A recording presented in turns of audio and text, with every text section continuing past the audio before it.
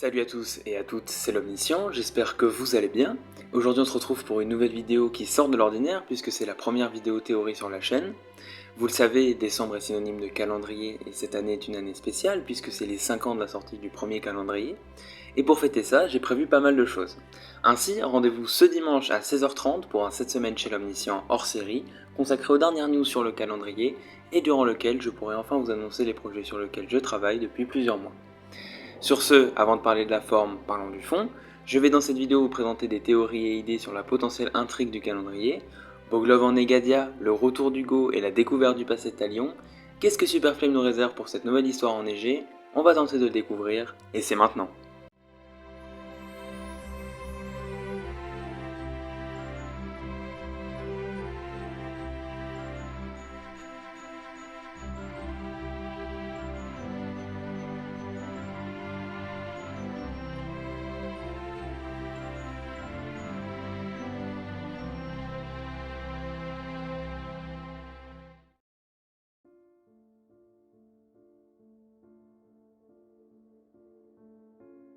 C'est le mystère sur lequel s'est clos l'édition de l'année dernière. À qui appartient la 5ème porte?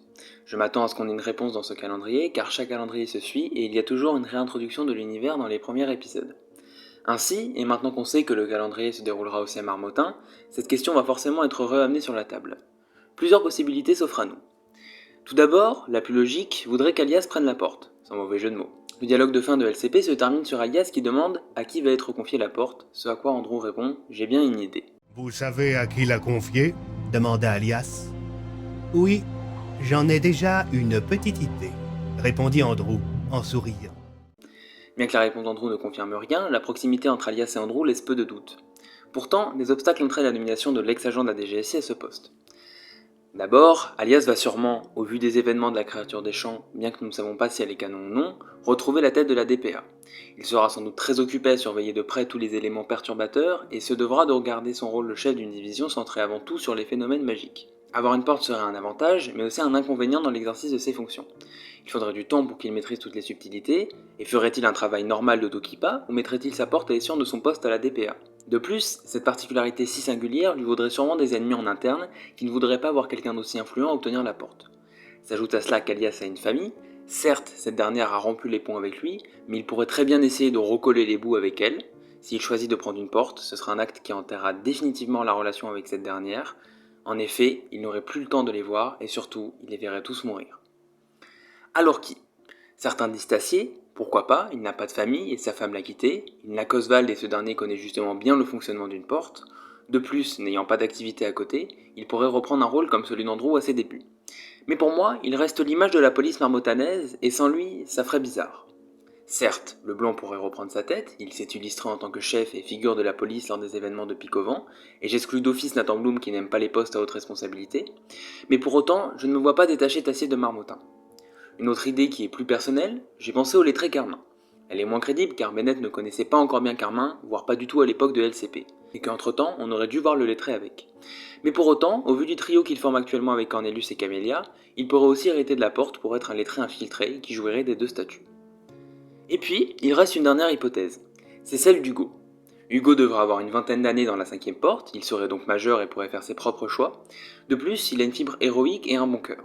Il connaît le monde de la magie puisqu'il possède ses démons, il a déjà rencontré le diable et allé en enfer, et a déjà été sous l'effet d'un sort magique. En plus, il est jeune et il a la vie devant lui, ça permettrait de consacrer un Dokipa sur Terre qui pourrait rester longtemps. S'ajoute à cela qu'à la fin des démons d'Hugo, Andrew promet de revenir le voir pour lui demander un service. Cela pourrait être de récupérer cette porte, et qui sait, Andrew pourrait lui demander de l'accompagner en Negadia à ses côtés pour mener bataille contre les Rockwelliens.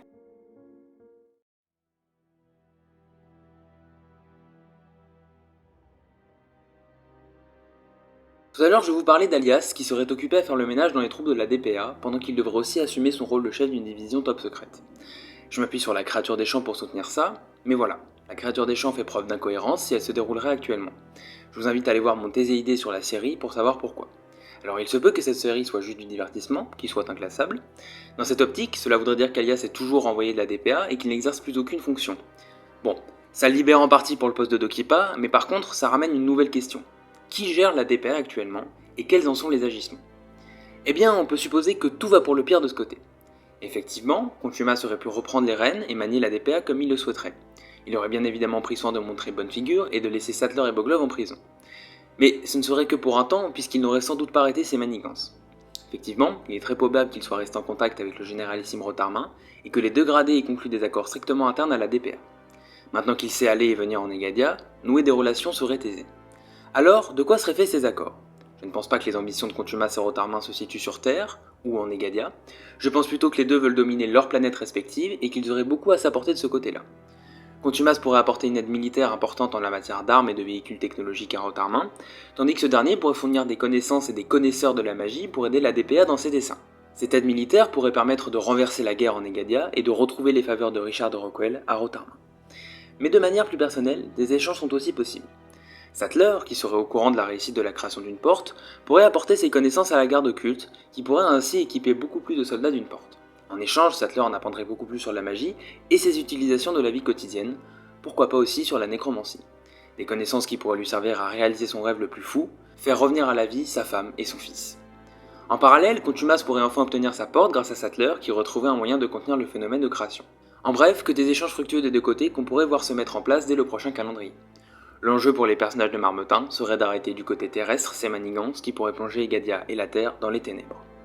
Mais alors, il ne reste qu'une seule personne qui n'aurait pas sa part du gâteau dans toute cette histoire, Nicolas Boglov.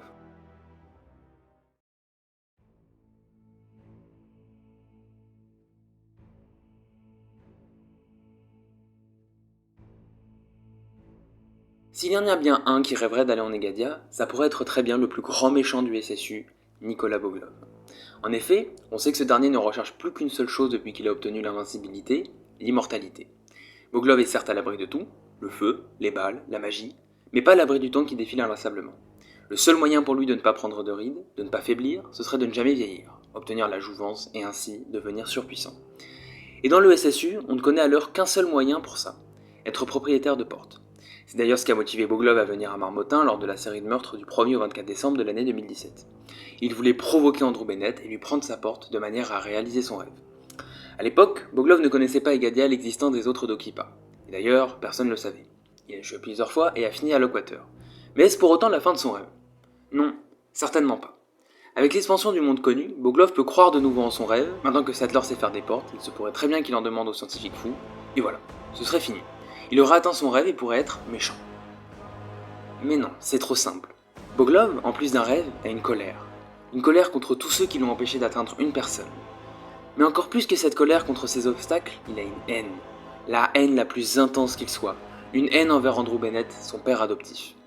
Alors, Boglov pourrait se rendre, grâce à la complicité de Contumace, pour sortir de prison, et Rotarmin pour entrer en Egadia, se rendre jusqu'à Andrew, enfin régler ses comptes avec ce dernier, le tuer et lui prendre sa porte. Il exercerait ainsi sa vengeance, obtiendrait une porte et accomplirait ses deux rêves. Il ne lui resterait plus qu'à retrouver son fils Maxime, et tous les deux pourraient aspirer à de nouvelles grandeurs. Sauf que quelqu'un pourrait interférer là-dedans, et protéger Andrew. Peut-être au péril de sa vie même.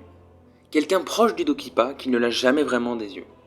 Un homme qui reste un mystère depuis bien trop longtemps, Talion.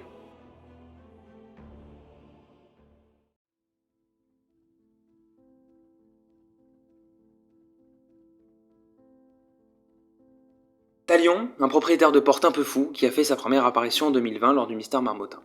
Un homme sans scrupules qui n'hésitera pas à canarder la police de Marmottin, menacer Cassandra Darmin, faire exploser la mairie, tuant au passage de nombreux individus, et faire éliminer tous ses ennemis à l'aide du dard de sa fidèle crève-cœur, Lumine. Il sera une vraie surprise puisqu'il sera le premier Dokipa en activité à faire son apparition dans le SSU après Andrew. Petit à petit, on apprendra à le connaître. Un homme qui a beaucoup à se reprocher, mais qui aurait beaucoup oublié. Un homme avec un cœur qui était proche autrefois d'une certaine famille, celle des Bennett. Un homme qui, exilé, embarquera après une infiltration dans la DPA, Andrew Bennett, en Egadia, afin qu'ils deviennent les nouveaux Dokipa de cette planète, et qu'à deux, ils puissent mener la guerre et sauver ce monde en proie aux flammes. Une bien belle histoire que voilà. Une bien simple histoire pour un Talion qui expirait ainsi ses crimes, et qui n'aurait plus à se replonger dans ses vieux souvenirs. Oui, mais ce qui est sûr, c'est que Cornelius et Camélia lui ont enlevé en partie ou en totalité le sortilège qui bloquait l'accès à ses souvenirs dans sa mémoire. En effet, dans le mystère Marmottin, il se souvenait déjà des Bennett, un mot qui pourtant dans Talion l'exilé lui provoquait des migraines inimaginables. Dans Andrew en Egadia également, il se remémore des crimes qu'il aurait commis durant ses songes, en évoquant la journée, sa rencontre avec les parents d'Andrew. Alors, désormais qu'il en est conscient et que visiblement ça ne le laisse pas tranquille, quand le saurons-nous? Quand Andrew sera-t-il au courant des massacres qu'a commis son frère d'armes bien des années avant sur le même sol qu'il foule aujourd'hui? Quelle sera sa réaction? Et ne serait-il pas temps, après 5 éditions, dont 2 avec sa présence, pour un des personnages les plus appréciés des fans, de dévaler son secret et son terrible passé? Au détour d'une bataille, d'une infiltration, de retrouvailles entre Hugo et Andrew, d'une attaque fourbe de Boglov ou d'un retour sur Terre, ne serait-il pas temps de raconter tout à Andrew Bennett? Et bien voilà pour ces 4 idées et théories sur la prochaine édition du calendrier.